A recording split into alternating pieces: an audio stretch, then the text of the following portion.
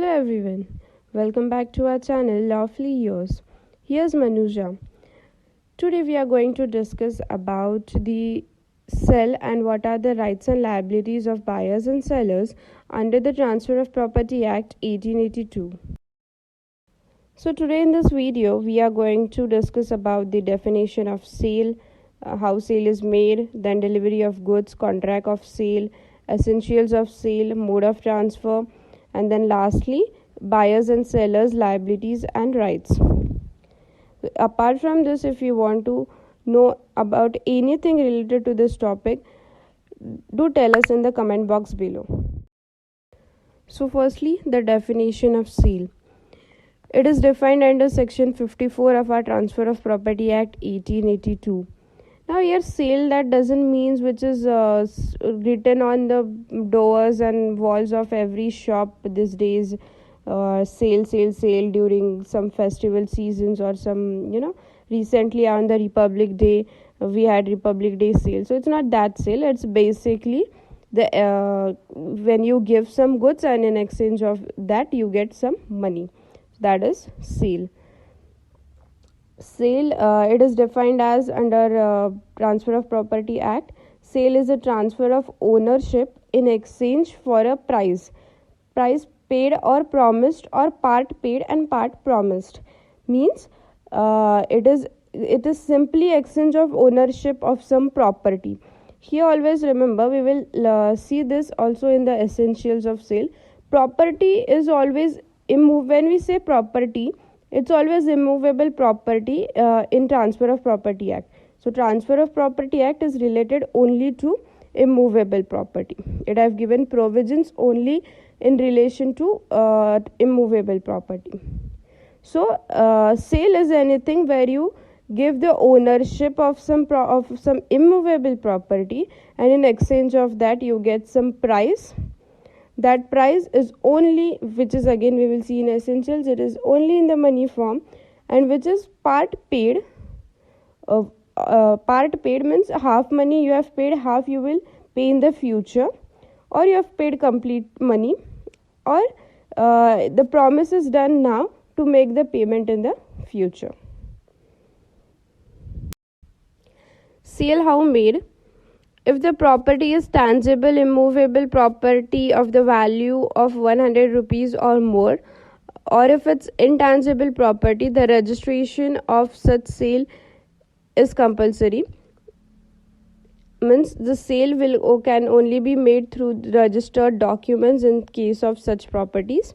And if your property is tangible, immovable property of the value less than 100 rupees, then the registration is not compulsory and the sale will be made by mere delivery of the goods to the seller.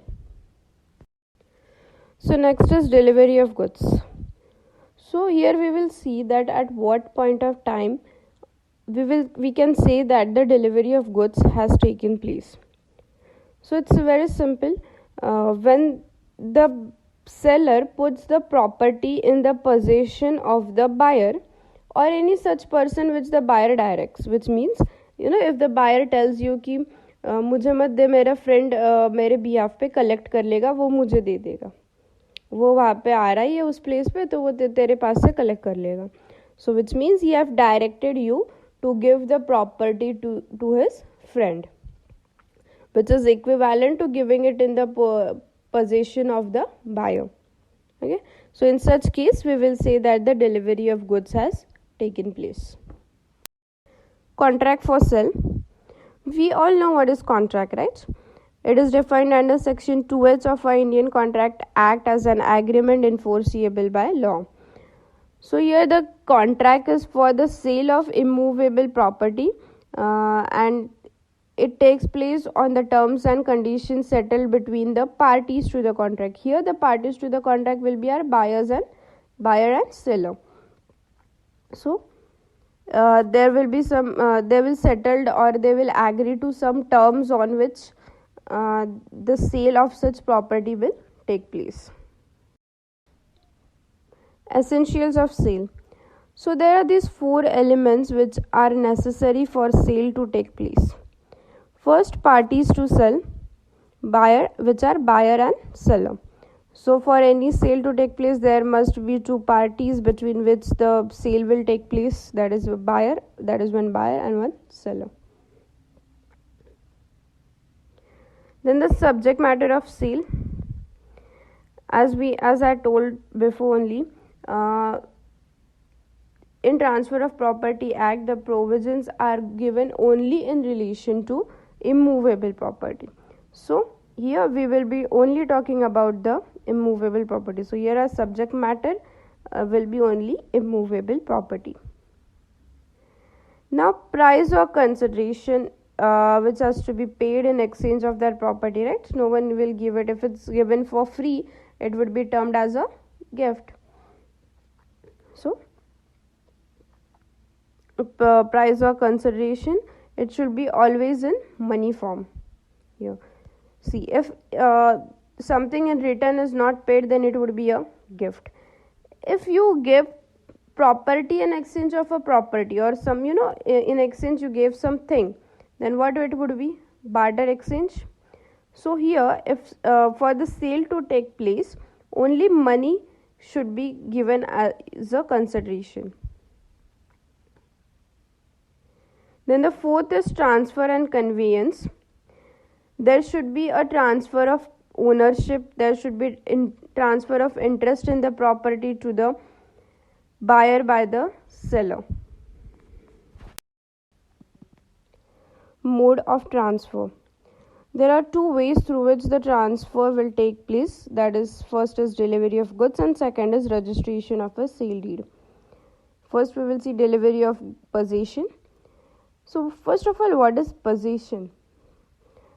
Possession is a custody of that property. So it can be any property, object, thing, goods, anything. Here in this case, we are talking about property. So possession of a property, that is custody, or having it with yourself, it's called as possession of that particular thing. So when your immovable property is of the value of less than rupees 100, merely if it is delivered to the buyer by the seller, the registration is not compulsory. We will say that the transfer has taken place of that property. Second is registration of a sale deed.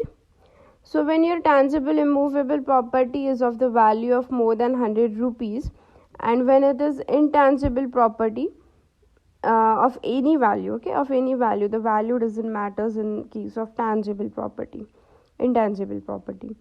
So in this both the cases, the transfer will take place only through the registration. Okay, so once the registration is done, we will say that the sale has taken place, sale is completed. So now here, what is tangible and intangible property? These are just some basics which I am clearing over here so that there is no confusion regarding this concept. So tangible is that property which can be seen, touch or felt, and intangible is that property which we cannot see, touch or feel. The example of intangible property can be the copyright, patents. All these are intangible property which are covered under Intellectual Property Act. And tangible property is anything which we can see. It can be land, it can be your house, it can be any furniture, anything which can be seen, feel or touch. That is called tangible. And what is immovable? Immovable, which cannot be moved from one place to another. It is fixed to the ground. Something which is fixed to the ground is called as immovable property. And movable, opposite to it's movable property.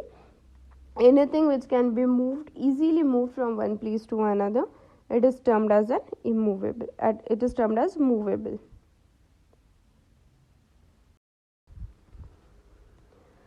Now here we have reached to the rights and duties of the sellers and buyers. Here we will start with the seller's duties or liabilities, whatever you call it. So here I have divided the duties in two parts, that is before sale and after sale. Okay, So we will start with the before sale duties of the seller. First is to disclose material defects in the property or title. Here title means the ownership of that property. Okay, in this case it's property. So if there is any defect, like if there is some issue or problem related to that property, for example we can say there is litigation going on that property, it would be an example of the or defect in title of that property. So such or whatever the defects will be there should be disclosed to the buyer by the seller. Second is to answer all questions in reference to title of the property.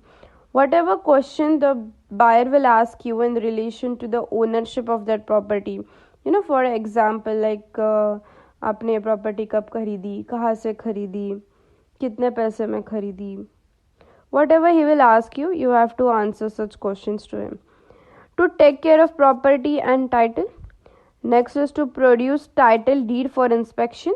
So whatever your documents you have related to that property, you have to you have to give that to the buyer if buyer asks for them for the inspection purpose.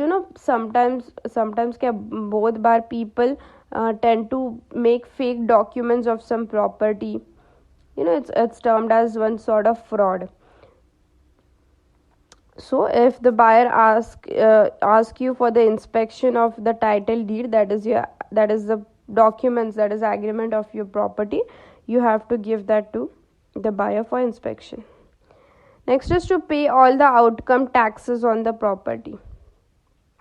So whatever the taxes will be there related to that property taxes there, so such tax have to be paid before the sale.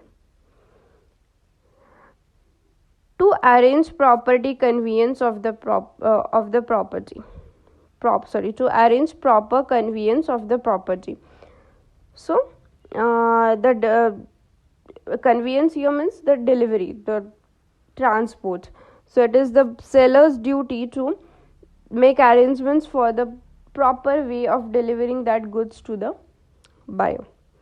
Now there are few duties after the sale has taken place. First, to give convenient or for the title, that is agreement. The agreement has to be created for the transfer of title, that is transfer of ownership. Then second is to delivery to the buyer all documents of the title of the property. All the documents, all the papers relating to the property should be delivered to the buyer.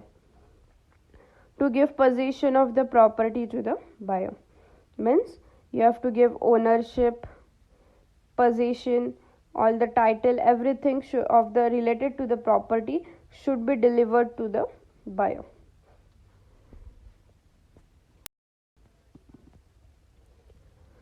Seller's rights before sale. Now we have seen in the duties of the seller that it is the duty of the seller to pay all the outgoing taxes, that is you have to pay all the expenses related to the property before sale of that property. In the same way now it will be his right to receive all the incomes related to the property before the sale of that property takes place. So to receive all the rents, profits, benefits from the property. Now after sale rights. Right to lien if the transfer of ownership is there but the property is still in possession of the seller. Now here what is right to lien? We will see what is right to lien. So now here this is a particular right which is a big right given to the seller. So basically it's something, if we have seen in the definition of the sale under section 54 that it is not compulsory to pay the complete price at the time of sale. The buyer can pay half price now and can make promise to pay the remaining price in the future, or you can make a promise, that is you can pay a whole price in the future. So it's because of that the right to lien is given. अभी cell तो हो गया, cell तो हो गया, उसमें पैसे दे दिए, हाफ पैसे दे दिए, बाद में वो भाग गया, बायर अगर बाद में भाग गया, प्रॉपर्टी बोला कि पैसे दूंगा, then what? So for that purpose, right to lien is given to the seller. It is basically the right, means the property will be kept in the possession of the seller only, ownership will be transferred. Okay, sale will take place, ownership will be transferred. Now the owner will be the buyer of that property, but the possession, it will be in the custody of the seller only till the complete payment of that property is made to the seller. That is just for the security purpose of the payment to the seller, so that the buyer doesn't make any default in the payment of that property in the future. Next is right to interest on unpaid price by the buyer. So whatever the price will be, we have seen half paid now and half in the future. So whatever the unpaid price will be there related to that property when the sale is taken place, the seller has the right to take interest on such unpaid amount. Last, if the seller transferred the charge to the third party, then the third party is entitled to enforce the charge. So if the seller told some particular person, suppose मेरा भाई है, वो देखेगा कि तुझसे कब पैसे लेने कब नहीं लेने, so he have given his rights to his brother. So in that case, whatever the rights, whatever the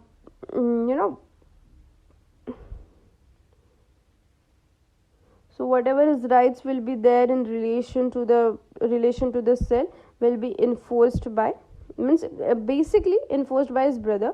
So basically it's just like कि उसके बीएफ पे कोई उसका रोल प्ले करेगा. कंसेप्ट होती है, if you guys might know, power of attorney. It is a right given to someone to make transactions on your behalf. It is same over here. The rights as the seller will be discharged to some third person. Buyer's duties or liabilities before sale: to disclose all the facts which increase the value of the property. So as it was the duty of the seller to disclose all the material defects in the property or title, now it is the duty of the buyer as well to disclose all the facts which will increase the value of that property. एडे में नहीं निकालेगा in short किसी को, कि उस बंदे को price मालूम ही नहीं है, उस सेलर को प्राइस ही मालूम नहीं है, ही सम लेमैन और सम भोला वाला इंसान है, उसको मार्केट वैल्यू पता नहीं उसकी प्रॉपर्टी की, और वो कुछ प्राइस बोल रहा है, तुम्हें पता है actual market price, still you are not disclosing it to him, it is wrong. Okay, to pay the price in accordance with the contract. So whatever the price is decided between the buyer and seller in their contract, he have to pay the same price. After sale, to bear the losses of the property sold to him. So once the sale has taken place, it's completely his property. So whatever the loss will incur from that property henceforth will have to be bear by the buyer. To pay all the expenses of the property, same as the losses he have to bear. All the expenses which will be there related to that property in the future will have to be paid by the buyer himself. Buyer's rights before sale. If the buyer has paid any price in advance, then he has the charge on the property on sale. So before the sale has taken place, if any price is paid in advance, so he has some control, he has some charge over the property, because half price he has paid related to that half, or any particular portion of the actual price has been paid by the buyer already before the sale is taken place. After sale, entitled to enjoy all the benefits out of the property. Obviously अभी जब एक बार उसकी property हो गई, तो जैसे उसको expenses bear करने थे, लॉसेस बेयर करने थे, सिमिलरली कुछ भी अगर उसको इनकम्स मिल रहे हैं, जो भी एन्जॉयमेंट है वो उस प्रॉपर्टी से related, he can in short enjoyment as in he can use that property in whichever way, legal way, in whichever way, मतलब कोई भी लीगल वे में वो उसको यूज़ कर सकते हैं. ऐसे नहीं कि तुम्हारी प्रॉपर्टी तो उधर किसी को जाके ठोक दिया कि मेरी प्रॉपर्टी, मैं इस पर कुछ भी कर सकता हूँ, ऐसे नहीं.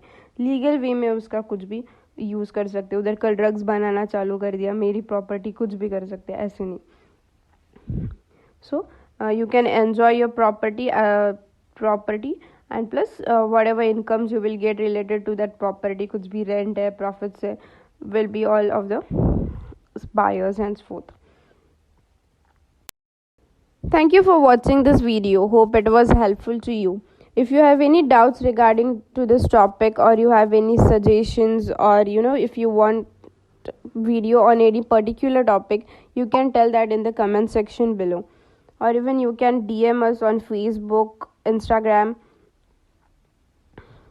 And don't forget to like, share and subscribe our YouTube channel, and to press the bell icon to get notified about our latest videos. To follow us on Instagram, Facebook, Twitter and YouTube, you will get the links below in the description box.